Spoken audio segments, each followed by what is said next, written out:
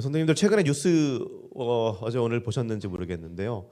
어제가 국경일이었습니다. 현충일이었죠. 어떻게 좀 잘들 쉬셨나요? 그렇게 참 잘 쉬고 또 순국 선현들에 대한 마음도 표하고 뭐 그렇게 하셨으리라 믿습니다만 커다란 일이 하나 있었죠. 저쪽 밑에 부산에서 보셨는지 모르겠지만 어떤 아파트에 사는 한 주민이 우길기를 아파트에다가 현충일 날에 걸어놨다라고 합니다. 이것 때문에 많은 논란이 있었고요. 그 집 문 앞에 뭐 사람들이 막 온갖 욕도 써놓고 오물도 뭐 던져놓고 그랬다라고 합니다. 근데 뭐 알고 보니까 물론 이제 우길기를 걸어놓은 것은 분명히 완벽하게 잘못됐지만 그렇게 한 이유가 있다라고 하더라고요. 그 사람이 특별히 친일파라서가 한 게 아니고 뭔가 불만이 있었고 뭔가 아파트와 뭐 여러 가지 것에 관련해서 안 좋은 것들이 있었는데 그것이 토론화가 되지 않고 공론화가 되지 않으니까 그것을 뭔가 보여주기 위해서 한마디로 관심 끌기용으로 우길기를 달았다라고 합니다. 참으로 바보 같은 일이었고 그러면 안 되는 일이지만 어쨌든 뭔가 목적이 있어서 아파트 외벽에다가 그런 일을 했다라고 합니다. 그리고 모두의 기탄을 지금 받고 있지요. 그런데 성도님들 몇백 년 전에 거의 500년 전에 이미 뭔가 비슷한 많이 다르지만 비슷한 개념의 일을 한 사람이 있습니다. 성도님들 마르틴 루터라는 사람 아시죠? 우리가 지금 카톨릭이 아니라 장로교회를 다니게 해준 사람입니다. 마르틴 루터는 카톨릭 신부였지만요 타락한 카톨릭 교회를 보고 완전히 분개를 했죠. 아니 로마서 말씀을 보니까 뭐라고 말합니까? 의인은 오직 믿음으로 산다라고 했는데 교회 안에 너무 비본질적인 것이 너무나 많은 겁니다. 그래서 어떻게 합니까? 교회가 잘못된 이유들을 구구절절히 써내려갑니다. 95개나 95개나 써가지고 그냥 혼자 가지고 있는 게 아니라 그거를 교회 대문 아니 그 사람이 일하고 있던 신학교죠. 한마디로 신학교 대문에다가 빵빵빵 박아놔요. 어떻게 했을까요? 사람들이 보고 분개했습니다. 어떻게 카톨릭 신부가 아니 교수가 신학대학원 교수가 우리로 말하면 신학대학원 교수죠. 이런 일을 할 수가 있나? 분개를 했어요. 이것이 바로 그 유명한 95개조 반박문입니다.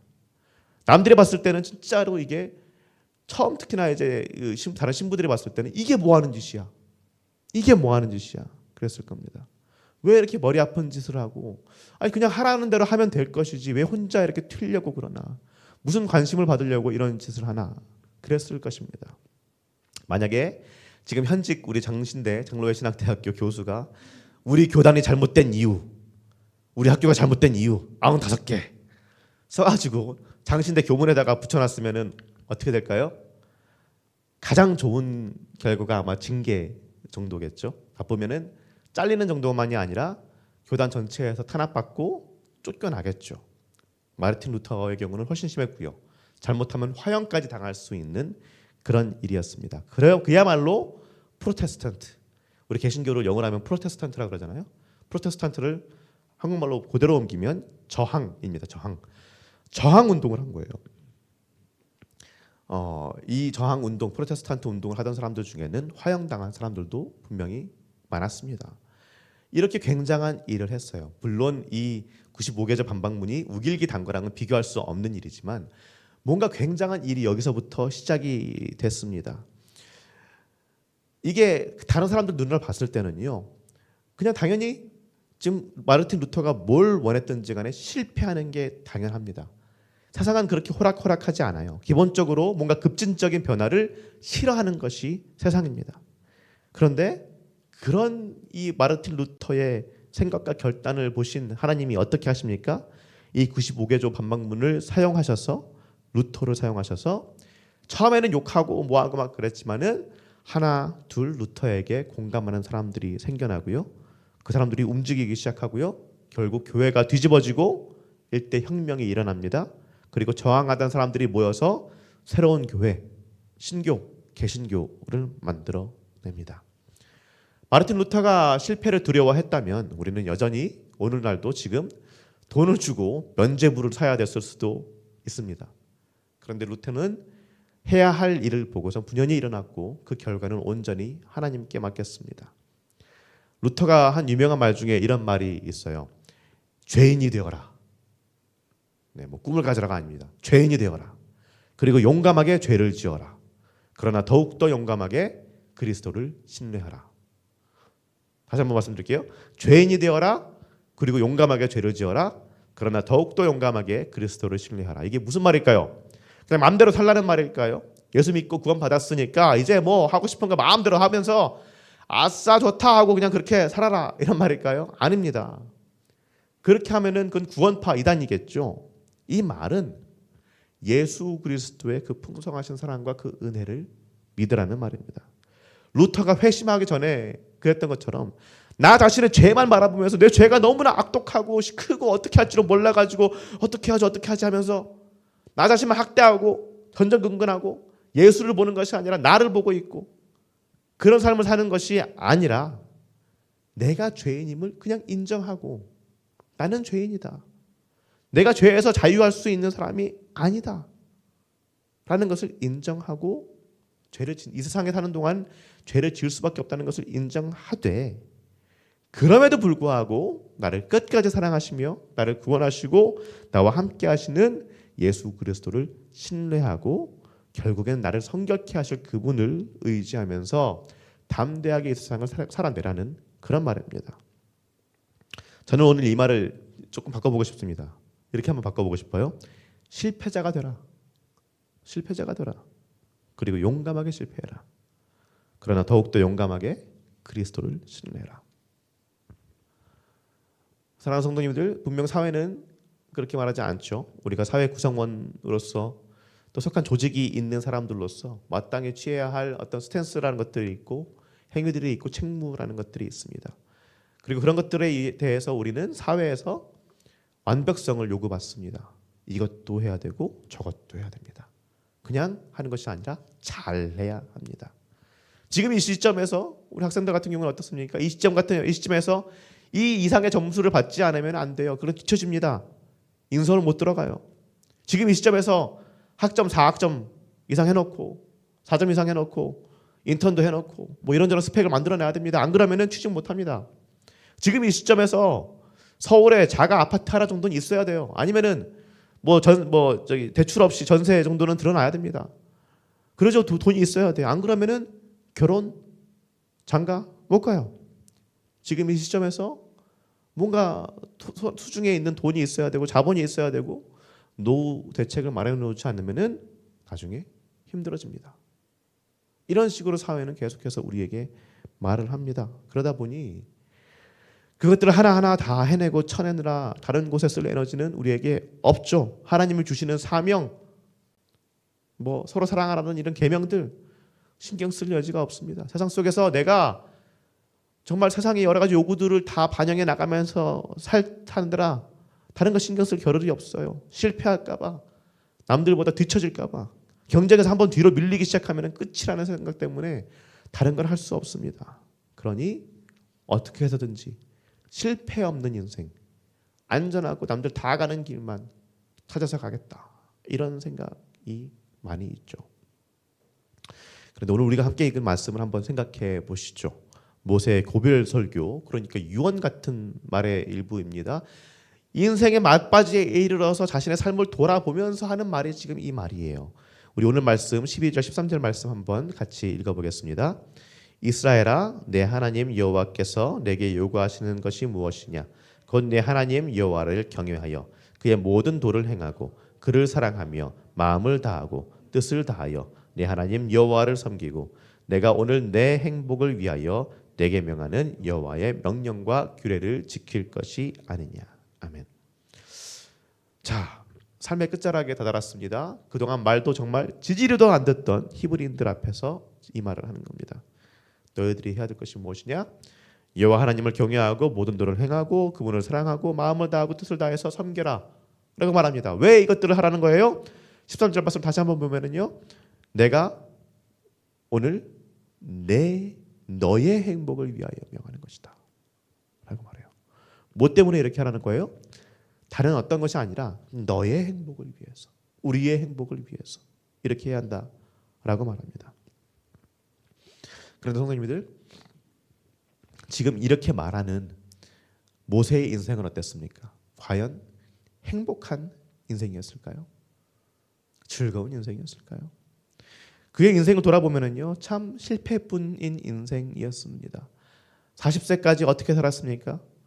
세상 어떤 일에도 미혹당하지 않는다는 그 불혹의 나이였는데 그때까지 완전히 헛살았어요. 생각해 보면 그렇습니다. 왕자로서는 뭐 이집트의 귀족으로서의 그 길, 그 엘리트의 길을 갔어야 되는데 그 길을 밟은 것도 아니에요. 민족을 위한다면 뭐 거창한 반란을 도모한다거나 뭐 그러다가 실패한 거 그런 것도 아니에요. 제대로 뭐 한 게 없습니다. 노예 감독관 한 명 죽인 것밖에 없어요. 그러고서는 잡힐 것 같으니까 도망쳤어요. 나이 40에, 나이 40에. 사실 공주의 입양아 정도 된다면은 왕자 정도가 된다면 어떻게 정치력을 잘 발휘하면은 나이 40 정도면은 자기 기반을 쌓아 놓을 정도가 되었겠죠.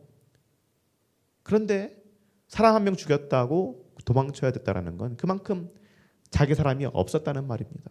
궁궐 내에서 그렇게 인정을 못 받았다는 말이에요. 그리고 히브리인들에게도 인정을 못 받았습니다. 출애굽기 2장 보면 나오죠. 그 애굽인을 살해한 다음에 바로 다음 날 이스라엘 사람 2명이 싸우고 있는데 거기에 중재하려고 그러니까 아니 누가 당신을 우리 재판장으로 삼았냐. 우리도 죽이려고 그러냐. 이 얘기를 합니다. 그러니까 도망가죠. 그러니까 무슨 말이에요. 40평생을 제대로 된 이집트의 왕자로도 살지 못했고요. 히브리인으로도 살지 못했습니다.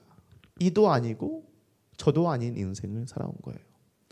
그러고 나서 그 모든 것들 등지고 도망 나와서 미디안으로 피신을 갔습니다. 그리고 거기서 그냥 완전 야인처럼 살았어요. 본인이 원하던 그런 삶이 아니었죠. 오죽하면 자기 아들의 이름을 게르솜이라고 지었습니까? 나그네. 그렇게 지어버렸어요. 인생 첫 40년 동안 허송세월했는데 그리고 미디안에서도 자기 아들에게도 제대로 정 못 붙이는 40년의 실패한 삶을 살았습니다. 80년이라는 세월. 80살까지 그냥 그렇게 이렇게 놓은 건 아무것도 없이 그냥 그렇게 실패한 삶을 사는 거예요. 그냥 여기서 끝났으면은요, 그냥 그런 인생으로 끝났을 사람이 바로 모세입니다. 그런데 이런 모세를 하나님께서 떨기나무 사이에서 부르시고 그리고 다시 그 실패의 땅 돌아가고 싶지 않았을 그 땅으로 이집트로 돌아가게 만드시고 하나님의 힘으로 동족들을 다시 이끌고 가나안으로 나아가게 합니다. 그런데 그렇다면 이 마지막 40살, 마지막 40년 가나안 가는 길은 성공적이었나요? 아니요. 성공적이지 않았습니다. 계속된 실패가 있었습니다. 죄송합니다. 이스라엘은 정말 지지리도 말을 안 들었고요. 죄 짓고 그러다가 결국 빨리 가면 2, 3주면 갈 그 길을 40년을 걸려서 갔어요. 리더가 어떤 자리입니까? 책임을 지는 자리라고 한다면 모세는 완전히 실패한 리더입니다. 40년 동안 이집트에서 살 때나 40년 동안 미디안에서 살 때나 40년 동안 광야에 있을 때나 그렇게 성공했다라고 말하기는 참 힘든 사람이에요. 누구의 눈으로 봐도 와, 참 행복했겠다 라고 말하기가 참 쉽지 않은 그런 사람이었습니다. 결국 자신이 그렇게 가고자 했던 땅, 약속한 땅, 가나안 땅에도 못 들어간 사람이 모세 아니었습니까? 그런데 이런 상황에서 모세는 담대하게 백성들에게 말하는 겁니다. 여호와 하나님을 사랑하고 그분의 뜻을 따라라. 왜? 그것이 너희들이 행복하게 되는 비결이다. 그렇게 말해요. 어떻게 모세가 이렇게 말할 수 있었습니까? 실패를 계속해서 경험해 왔는데 그럼에도 불구하고 그동안 살면서 지난 40년 아니 평생을 돌이켜 보니까 하나님이 참 위대한 분이시지만 동시에 참으로 따뜻한 분이시고 가장 위에 있으신 분이지만 가장 낮은 곳에 있는 것까지 신경 쓰시는 참으로 좋은 분이라는 것을 모세는 경험해 왔기 때문입니다. 우리 신명기 10장 16절 17절 말씀 한번 같이 읽어보겠습니다.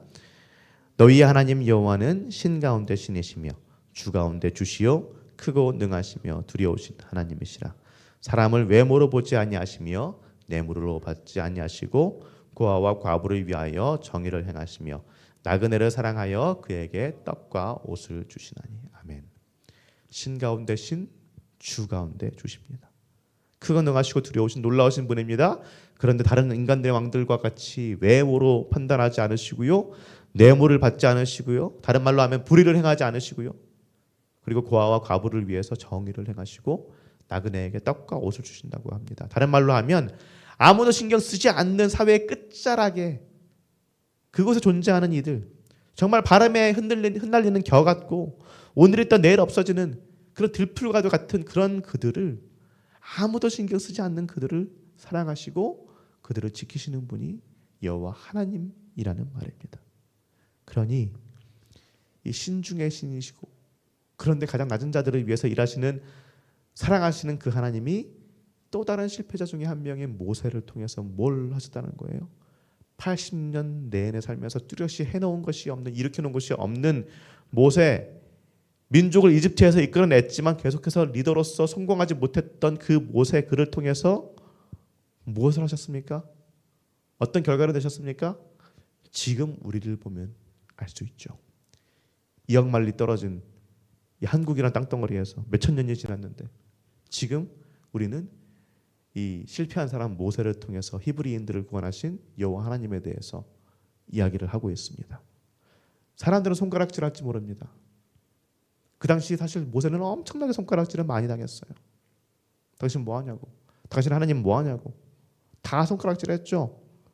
왜 그거밖에 못하냐고 욕을 먹을 수도 있습니다. 그런데 오늘 말씀이 우리에게 주는 소망은 그런 우리의 삶이라고 할지라도 손가락질 당하고 욕먹고 이렇게 놓은 것이 별로 없고 뭔가 남에게 보여줄 만한 것이 없는 것 같은 그런 인생이라고 할지라도 그런 삶 속에서도, 그런 삶을 통해서도 하나님 역사하신다는 겁니다. 그런 우리의 삶을 통해서도 하나님 영광 받으시고 우리가 생각하지 못하는 놀라운 일들을 결국에는 이루신다라는 말입니다. 모세가 이스라엘 백성이 그 끝을 알았을까요? 가나안 땅에 어떻게 들어갈지 봤을까요? 아니요. 하나님이 그냥 뭔가 아이디어를 주실 수는 있지만 자신의 눈으로 보지는 못했습니다. 그냥 모세의 역할은 거기까지였어요. 그러나 그럼에도 불구하고 하나님은 모세의 거기까지의 그 삶을 통해서 지금 이 자리까지 역사를 하신 것입니다. 그러니까 우리가 해야 할 것은 무엇입니까? 신실하신 우리 하나님, 가장 좋은 것으로 채우실 그분 믿고 묵묵히 삶을 살아내는 것입니다. 우리 신명기 10장 20절에서 21절 말씀 한번 읽어보겠습니다. 내 하나님 여호와를 경외하여 그를 섬기며 그에게 의지하고 그의 이름으로 맹세하라. 그는 내 찬송이시요 내 하나님이시라. 내 눈으로 본 이같이 크고 두려운 일을 너를 위하여 행하셨느니라. 아멘. 우리가 오늘도 지금 이 순간도 내일도 항상 우리와 함께 하시는 그 선하고 좋으신 우리 하나님을 믿고 매 순간을 살아갈 때, 그럴 때 우리가 결국 이 고백을 할 수 있을 줄로 믿습니다. 주님만이 우리의 찬송이십니다. 하나님, 내가 삶을 살아보니까요, 정말 하나님이 나의 찬송이십니다. 예수 그리스도만이 나의 하나님이십니다. 이렇게 고백하게 될 줄로 믿습니다. 그분께서 정말 우리와 함께 하심을 지금 이 순간도 나의 아무리 보잘것없는 삶이라고 볼지라도 그럼에도 불구하고 함께 하심을 믿고 그분을 의지할 때 하나님께서 우리의 삶을 통해, 우리 가정의 삶을 통해, 우리 자녀들의 삶을 통해 크고 위대한 일들을 하실 줄로 믿습니다. 그러니 사랑하는 성도님들, 예수님을 믿으시기 바랍니다. 그분의 신실하심을 믿으시기 바랍니다. 성도님들의 삶을 아름답게, 종국에는 아름답게 만들어 가실 그분을 믿으시기 바랍니다. 실패한 것 같으십니까? 괜찮습니다. 실패하셨습니까? 괜찮습니다. 지금까지 인생에서 뭔가 이룩한 것이 없는 것 같고 여기에도 속하지 않은 것 같고 저기에도 속하지 않은 것 같고 마치 모세처럼 나이 80 먹었는데 뭔가 우리가 뭐 했지? 이런 생각이 만약에 있다고 할지라도, 그런 삶을 살아오셨다고 할지라도 괜찮습니다. 하나님께서는 깨어진 유리그릇 같은 우리의 삶을 하나하나 다 모으셔서 이어붙이셔서 정말 우리가 상상도 할 수 없는 그런 위대하고 아름다운 작품으로 만드시는 그런 분이십니다. 성경은 수두룩하게 그런 이야기들로 가득 차 있어요. 사람의 기준으로 볼 때 아무것도 아닌 사람들, 그런 사람들 택하시고 부르셔서 역사를 만들어내셨습니다.